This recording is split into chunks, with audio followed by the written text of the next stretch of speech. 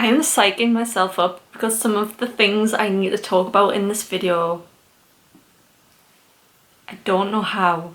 I don't know how I can talk about them and keep this video on the internet. A year ago I made a video where I read some books as recommended by BookTok. They were The Bridge Kingdom, A Touch of Darkness, and The Atlas Six, and honestly that video went so well. I really enjoyed The Atlas Six, loved The Bridge Kingdom, and A Touch of Darkness was okay. These videos are not to mock BookTok or TikTok in any way. I think it has a place, it has an audience. I completely respect that. It's nice when you just want to like flick through content, you don't want the dedication of sitting and watching a video. It's kind of like my lunch break thing to do. But one thing about TikTok is, and this is not like all TikTok, I'm not really stereotyping, it's just, you know, an observation from my For You page, is that people don't really go into depth of what happens specifically in books. It's like books recommended, like spicy book recommendations, enemies to lovers book recommendations, but we don't get much more about the actual plot. And it was this that got me reading something. We're gonna start with Credence by Penelope Douglas. I read this because it was on Kindle, free Kindle Prime, Amazon Prime. I don't know, there's part of Amazon where you can just read books for free. You can download 10 and then you can read them and you can keep them on your Kindle until you need to, you know, make some space for a new one, and they sort of refresh every few months. And what I really like about TikTok is it's really easy to get involved with a lot of the conversations and a lot of the dialogue about books, because a lot of them end up free on Amazon without needing to have a Kindle Unlimited subscription. But TikTok's best thing is being unashamedly a lover of spicy books. They are the smuttiest of the smut that is discussed on anywhere of my social media pages. And I love it. Honestly, I love women just being unashamedly obsessed with all kinds of things. You live your best and true life. But back to Credence. This is my first Penelope Douglas book, and I'd heard of her because her books are all over TikTok. So I was like, you know, I'm gonna give this author a go, I'm gonna read this, and the only thing I knew from Credence was that I just put in smutty books into TikTok and it came up on a few.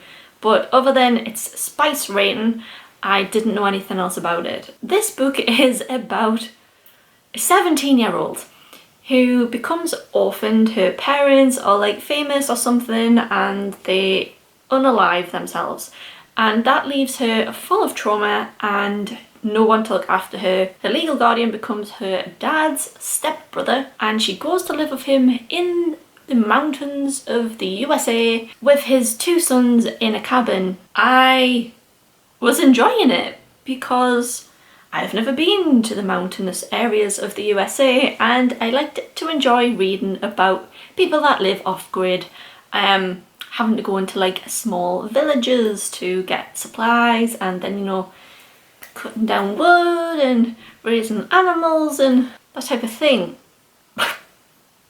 Where do I go from here? This is a long book. This is over 600 pages. It is like the length of a fantasy book, and I was not prepared for that. And the fact that I sat and read every single one of these pages after what I'm about to tell you, that's a reflection on me. Absolutely. And I feel like I'm a confession right now. I should be a confession right now because I've read this, every single word of it. This is a smutty book.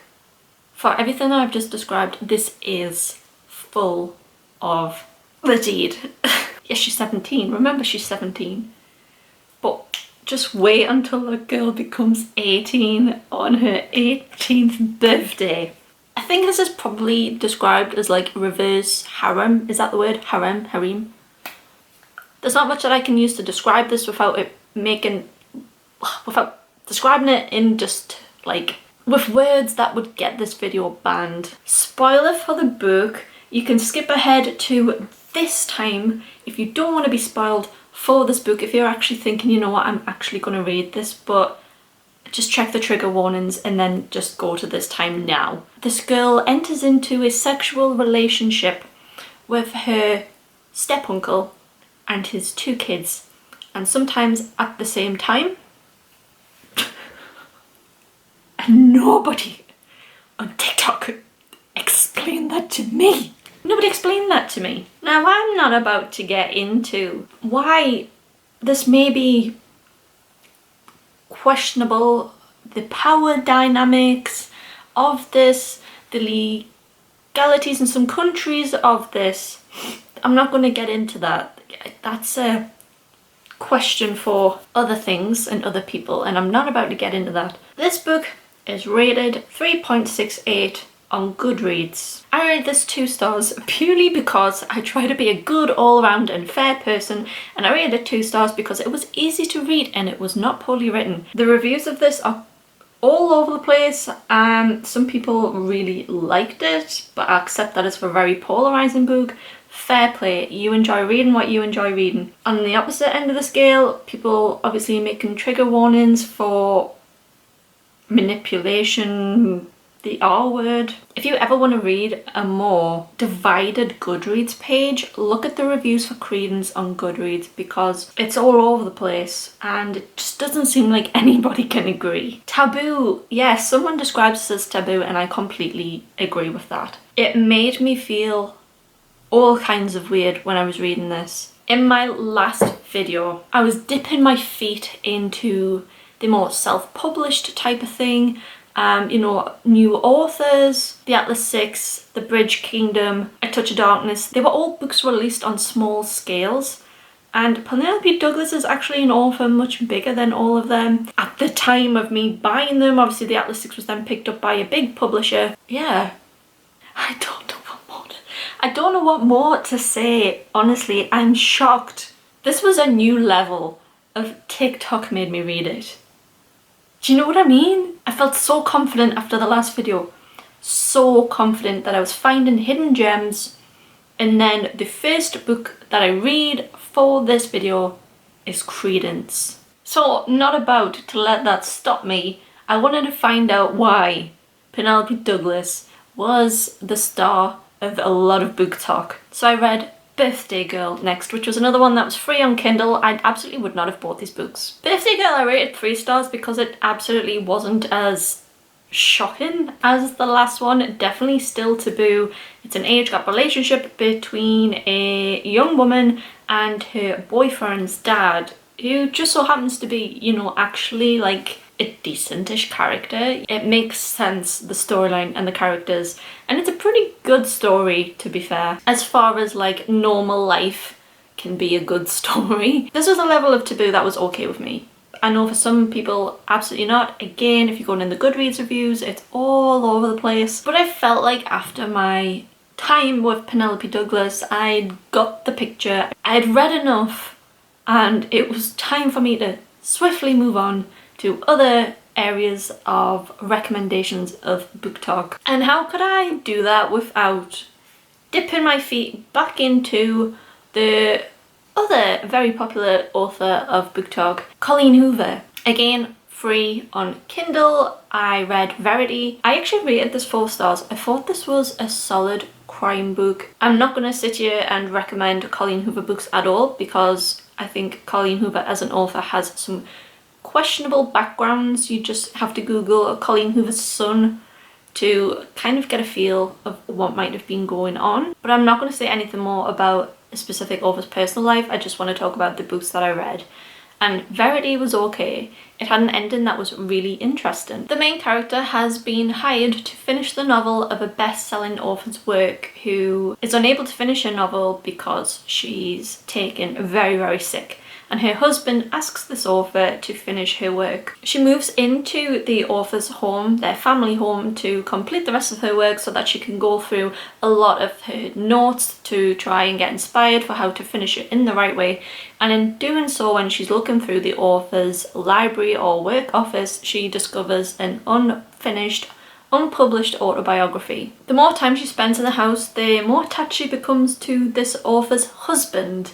She's developing her relationship with him while also continuing to read the autobiography as she's going along. It accumulates in this big drama at the end, and it's left unsure what was really happened in the book. Following that, I did also read a second Colleen Hoover book, which wasn't really a TikTok recommended this for me. It was more of I got it for my birthday. Danny's Book World actually got it for me, and it ends with us. This is actually a Chloe Reads Books recommendation, but unfortunately I did rate this 2 stars because even though I really appreciated the point of the book about how hard it is to escape the cycles of abusive relationships, I just didn't like the characters. I thought the characters were awful, and I know part of the point was that one of them was supposed to be awful, but I just didn't like any of them. It was just an okay read for me. It was nothing to rave about. Some parts felt rushed, some parts felt too long. There were specific scenes that I really liked. The fridge magnet scene was one that stands out to me if you've read it. It wasn't like Verity. Feeling like I really needed to get back out there on the TikTok really made me read this. I ended up reading another one free on Kindle. The Kindle gods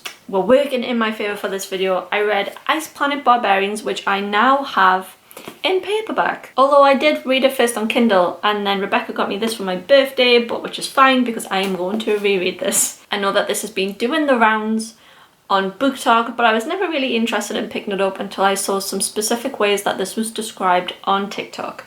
And then I was like, at this point, I am sold. I rated this 4 stars. I honestly thought that this was such a fun read, and I don't know whether I just have a specific way of looking at this and reading this. Maybe if I thought about this in a different way, I wouldn't like it at all, but I kind of like my reality of this book. Planet Barbarians is... it's like Credence all over again. A woman gets kidnapped from Earth by aliens, and she's taken on their alien ship with other women to be sold to other aliens on other planets, but along the way their ship crashes and they are left on this icy planet, and the main character, Georgie, sets off on her own to try and find help for the other women in the ship wreckage. In doing so, she comes across Vector, who is an alien, described so interestingly, with very interesting body parts, and as soon as they meet, it just goes from there in all kinds of action. This book has like 20 books in this series, but I'm not going to read beyond it. I just think that this is a great, funny standalone. To me, this is like what I imagine movies, like low budget B movies made in the 80s for men to be like. You know those movies that you see on TV sometimes where it's just women, you know, women with just massive chests in like tiny bikinis running through the Amazon. Nobody takes them seriously because they're not meant to be taken seriously. It's just something for men to look at. That's why I imagine this book is for women. Doesn't take itself seriously. It's actually really funny. This is the miscommunication trope on acid. Everybody has to read this once. That's all I'm saying. If you're over 18. And don't take it seriously. Just think of it as a low budget B movie. And it's actually golden. Next I read Guild, which is a book that I own and I can't find it. Like, I actually own the paperback and I wanted to show you because it says on the cover something like TikTok made me buy it. And I'm really worried because why would anyone steal Guild? I read this on holiday when I went away in July, and this was actually the perfect holiday read. Maybe it was the cocktails. Who knows? This is another book where if you don't take it very seriously, you're gonna get the most fun out of it. I didn't expect to like this, but I actually bought book 2 in paperback recently, and I'm just realising I've lost that as well, so I literally have like somebody that's stealing my smut. Because I just had to read it straight away, the sequel. Of all the books on my shelves, of all of the amazingly crafted fantasy books that I have on my shelves, I had to read book 2. Straight away. Guild is a King Midas retelling. The main character is a woman that's covered in gold, her skin is golden, and she's kept in this big cage within a castle. This is the castle of King Midas, who the main character, whose name has completely forgotten, credits with having saved her. So his castle, he's installed a cage where it's not just like a little bird cage, you know, this extends into multiple rooms so that she can actually maneuver into multiple rooms. However, this isn't the gilded cage that it seems to be. Is she in there for protection? Is she more of a slave? Who knows? There's a lot of world building in this, which I was surprised by. I would recommend this for fans of the Bridge Kingdom to try, although it's definitely not as like political fantasy as what I said about that. But it's still interesting. All I would say, trigger warning for on-page sexual assault in this book. But But this one is definitely worth picking up in Waterstones. The others, I would just say read them on Kindle. And then the OG of the sticker not a sticker TikTok sensation on book covers, which annoys me to this day, is The Love Hypothesis. This was definitely the first book that I saw all the rage about when publishers started actually putting TikTok sensation directly onto the artwork of the covers. And although not necessarily a TikTok made me read it, because actually it was a YouTube comment that peer pressured me into reading it, because it is the OG of TikTok sensation, I thought I'd include it in this video. The Love Hypothesis was probably the one that I enjoyed the most out of all the books mentioned in this video. I also had this in paperback, but I have given it away for someone to read because I thought they would enjoy it. It's well written. This is an adult romance book about a main character who is at university. She's doing her PhD, I think, and she enters into an arrangement with one of the lecturers to go into a false relationship, which would be mutually beneficial for them, and it's the main character's idea, which I just don't understand. His logic for doing it was a lot better than her logic for doing it. Is it just me, or has anybody read this? Please let me know. Did you imagine Adam Driver as the guy? Because I did. There was enough references sprinkled in this book that just made me think this is Adam Driver. And like all false relationships, this one takes a turn. It's sciencey but not too sciencey. I think this book really has just enough there. It's not too long, it's not too short. I don't like to read romance books, honestly. This filled my quota for the year of romance novels, but it was nerdy enough that I really enjoyed it. I love the little mentions that the characters themselves were big adult nerds, because I am a big adult nerd. And if you haven't read it and love romance, I would recommend. But that's it for this video of BookTok. Made me read it, recommended it to me. What a start from Credence. What a start. I think I'll make another one of these. There's so many books out there where I'm scrolling on my TikTok For You page where I'm just like, I've never heard of that book before. I've never seen that book before. And like I said at the very start, a lot of these are really, really cheap to acquire or free on Kindle, which is perfect. I love to supplement my reading recommendations with TikTok, but I do find it a little bit hard to commit to purchasing a book where I just know like a few tropey things about them. I much prefer to watch videos like this on YouTube of people actually explaining what the plot is about, so I can decide whether that book is for me or not, because a lot of these, if I'd known more about them, I just wouldn't have read them. But thanks for watching, thanks for sticking around, and I hope that I see you in my next videos. Bye guys!